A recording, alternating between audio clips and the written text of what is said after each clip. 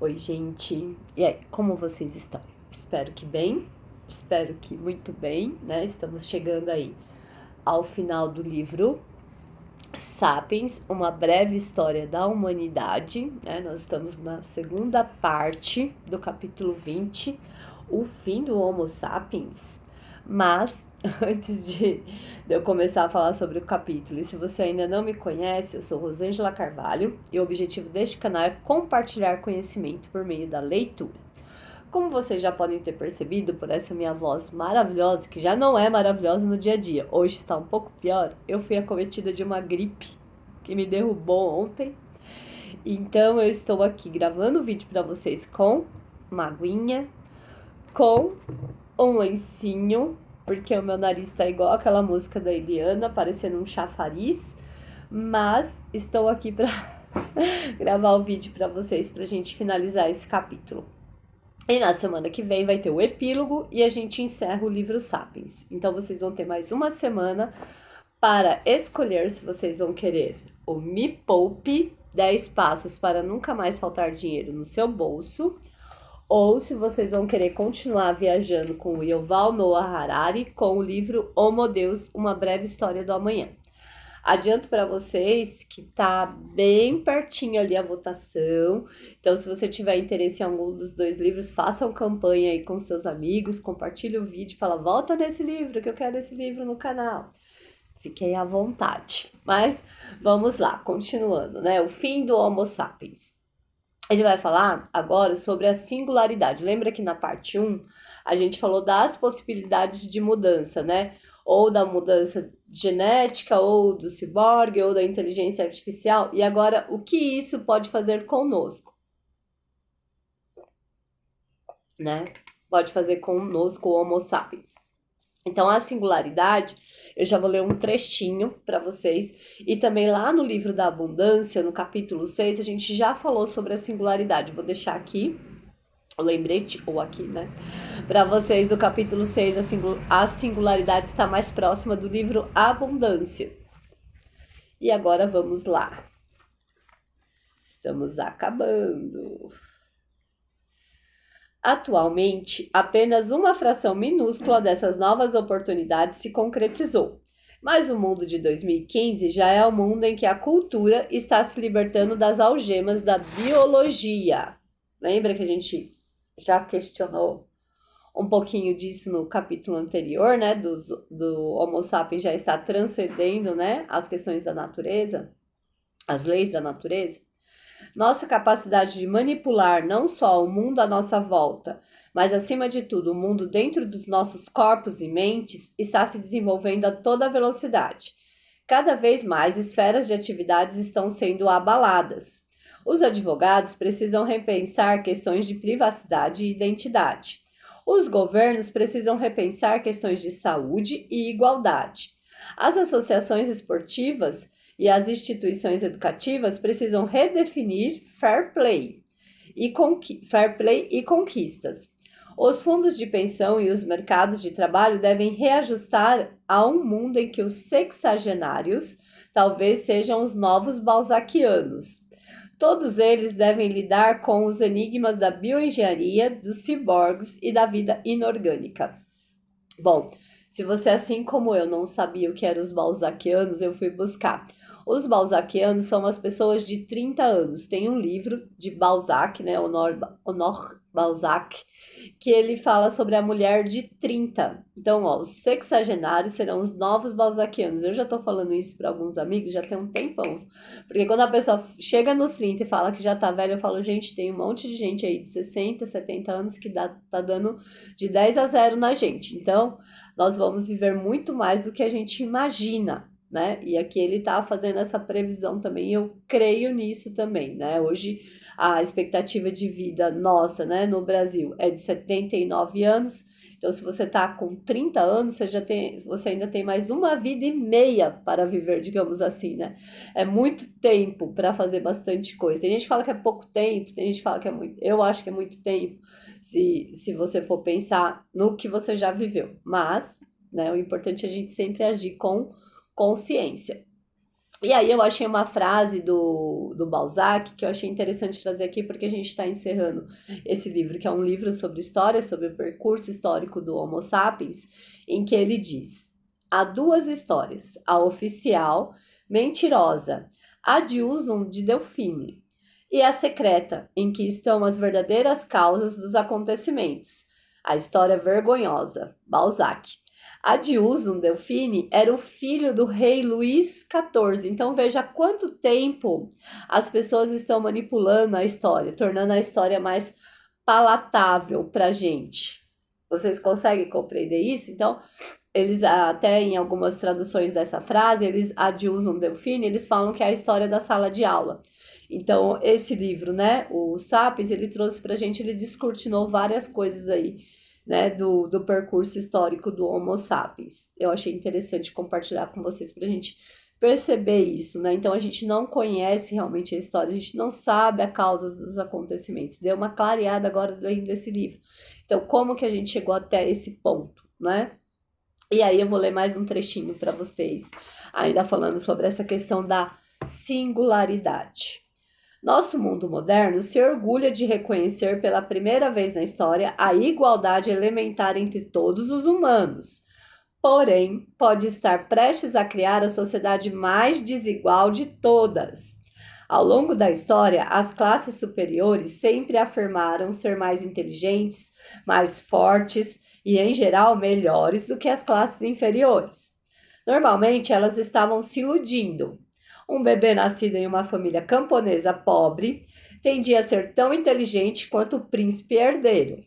Com a ajuda das novas capacidades médicas, as pretensões das classes superiores podem logo se tornar uma realidade objetiva. Lembra que a gente falou lá no capítulo anterior que essa questão de você conseguir achar, né, resolução para as doenças, mas só quem tem dinheiro conseguiria pagar, ia causar raiva e ansiedade, né? Então a gente está num momento que a gente reconhece que os seres humanos têm os direitos iguais, mas a gente caminha para uma grande desigualdade. Isso é muito complexo, né? Continuando. Perdão, gente. Os dilemas centrais dessas tramas são tirados do nosso próprio mundo. Meramente recriam nossas tensões emocionais e sociais em um cenário futurista. Mas o verdadeiro potencial das tecnologias futuras é transformar o próprio Homo sapiens, incluindo nossas emoções e desejos, não apenas nossos veículos e armas. O que é uma espaçonave se comparada com um ciborgue eternamente jovem, que não procria, que não tem sexualidade, que pode partilhar pensamentos diretamente com outros seres, cuja capacidade de memória e concentração é 1000 vezes maior que a nossa e que nunca fica triste nem com raiva, mas tem emoções e desejos que nem sequer podemos imaginar. Então, olha que incrível, a gente pode chegar nesse nível de evolução? De repente pode. Mas o que será de nós, Homo sapiens, né? O que vai acontecer? E aí ele traz a profecia de Frankenstein. Então, Mary Shelley, né, que escreveu o livro Frankenstein já lá em 1818, eu vou ler aqui um trechinho para vocês. Ela cria a história de um cientista que tenta criar um ser superior e, em vez disso, cria um monstro. À primeira vista, a história de Frankenstein parece nos advertir de que, se tentarmos brincar de Deus e criar vida, seremos punidos severamente. Mas a história tem um significado mais profundo. O mito de Frankenstein confronta o Homo sapiens com o fato de que os últimos dias estão se aproximando depressa, a não ser que alguma catástrofe nuclear ou ecológica nos destrua antes. O ritmo do desenvolvimento tecnológico logo levará à substituição do Homo sapiens, por seres completamente diferentes que têm não só uma psique diferente, como também mundos cognitivos e emocionais muito diferentes. E isso é algo que a maioria dos sapiens considera extremamente desconcertante. E aí ele fala um pouco mais. Então, o que acontece? A gente falando aí das evoluções. Então, é possível, né, que se ache a cura de todas as doenças, que você possa, se você perder um braço, que ele possa ser substituído, que você possa se conectar via seu cérebro com outros cérebros, mas isso é muito desconcertante. O que nós vamos virar então? E aí ele traz uma frase que eu acho muito importante. Qualquer tentativa de nos melhorar inevitavelmente fracassará, porque mesmo que nosso corpo possa ser aprimorado, não se pode tocar o espírito humano, né? Então, é muito complexo isso, né? Então, a nossa alma, o nosso espírito, independente de qual vertente ele tem aí, né? Ele não, ele não pode ser tocado, não pode ser mudado. Então, eu posso me aprimorar super bem, mas o meu espírito não, né? Meu espírito, ele evolui de outra forma. Então, o que será de nós, Homo sapiens? Continua a questão, né? Mas ele continua aqui falando essa questão da singularidade, e aí eu fui procurar significados de singularidade. Aqui no nosso contexto, significa a evolução tecnológica mesmo, né? A inteligência artificial, as novas tecnologias, por isso traz lá no livro Abundância também a questão da singularidade. Mas a singularidade também é você tornar-se único. E tem um outro significado que eu achei muito legal, que é o coração dos buracos negros, aonde todas as leis da natureza são quebradas. Então é isso que a gente está fazendo também. E no jogo Fortnite, que eu não entendo nada, tá, gente? Mas tem uma tal de singularidade que é a recompensa do desafio Utopia, né? E aí vocês sabem que a utopia é aquilo que a gente tenta alcançar, é o que nos move, mas que pode nunca se realizar. É só para vocês refletirem um pouquinho. Agora continuo, né? Se a história dos Sapiens está mesmo chegando ao fim, nós, membros de uma das últimas gerações, devemos dedicar algum tempo a responder a última pergunta: o que queremos nos tornar? Essa pergunta, às vezes conhecida como a pergunta do aperfeiçoamento humano, obscurece o debate que atualmente preocupa políticos, filósofos, acadêmicos e pessoas comuns. Afinal, o debate atual entre religiões, ideologias, nações e classes de hoje muito provavelmente desaparecerá junto com o Homo sapiens. Se nossos sucessores funcionarem realmente em um nível diferente de consciência, ou talvez tiverem algo além da consciência que sequer somos capazes de conceber, isso ele coloca entre parênteses, parece improvável que o cristianismo ou o islamismo os interesse, que sua organização social seja comunista ou socialista, ou que seus gêneros possam ser masculino ou feminino. Então, é muito importante a gente refletir sobre isso. Hoje a gente tem aí essas polarizações, essas questões aí de lado, mas realmente o que a gente quer se tornar, né? E eu sinto que essas discussões polarizadas, elas não nos fazem evoluir para aquilo que a gente precisa ser enquanto ser humano, né? Eu acho que os partidos políticos, as religiões, as ideologias são formas de a gente se colocar nesse mundo. E aí, nesse sentido, questões de gênero, não existe assim um certo e um errado, existe a forma como eu vejo o meu mundo. E que o outro deveria apenas respeitar. Essa é a minha humilde opinião, tá, gente? Então, acho que independe da sua religião, independe da sua identidade de gênero, independe do seu partido político. Como ele diz no trecho anterior que eu li, nós somos todos seres humanos. E a partir dessa premissa, nós temos direitos iguais. Então, independe das nossas formas de vida, formas de viver, da nossa cultura. Aí eu vou ler aqui para vocês o último trechinho desse capítulo. A única coisa que podemos tentar fazer é influenciar a direção que eles estão tomando. Mas considerando que possivelmente logo seremos capazes de manipular inclusive nossos desejos, a verdadeira pergunta a ser enfrentada não é o que queremos nos tornar, e sim o que queremos querer. Aqueles que não se sentem assombrados por essa pergunta provavelmente não refletiram o suficiente a respeito. Então, a gente já viu aqui durante a história que os nossos desejos eles já estão sendo manipulados. Eles são manipulados pelas publicidades. Lembra que a gente que é um padrão de primeiro mundo, de beleza e de vida, né? Então, os nossos desejos já são manipulados de alguma forma, eles só vão evoluir nesse sentido, né? Com o avanço das neurociências, a gente consegue entender muitas coisas, mas a gente também pode começar a manipular essa consciência, e isso é o perigo. Então, o que nós queremos querer, né? Ele deixa essa questão para vocês pensarem. E aí, falando sobre neurociência, eu vou deixar para vocês aqui na descrição um vídeo do canal Inteligência Limitada, né? Um podcast, Rogério Vilela.